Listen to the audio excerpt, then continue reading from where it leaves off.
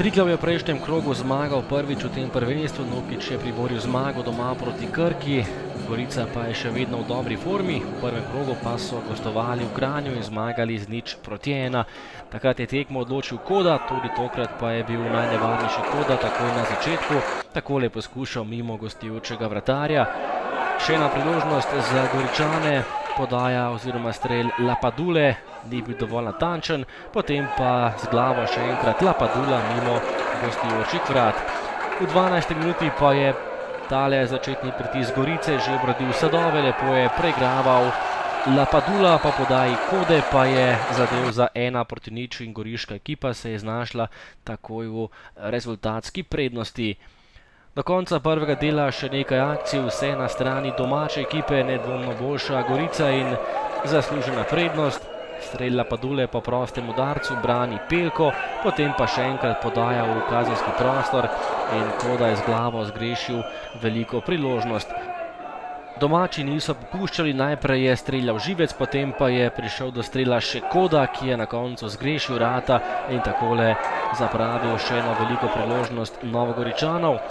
In še zadnji strel, Ndja je prišel do udarca z glavo, tudi on tokrat ni bil najbolj natančen in na polčasu je Gorica vodila z minimalnih 1:0.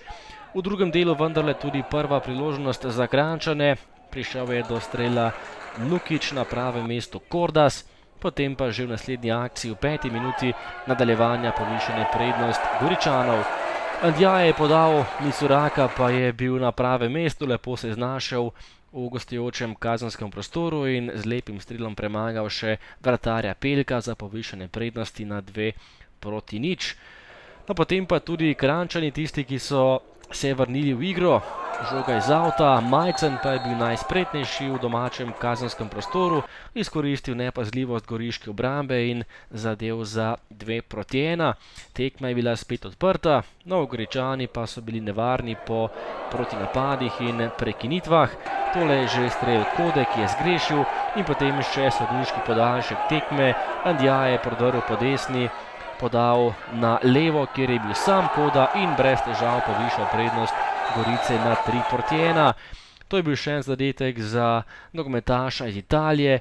3:1 pa je bil tudi končni izid tekme. Gorica je zabeležila še eno zmago pred domačimi navijači in še naprej ostaja v zgornjem delu lestvice za petami Mariboru.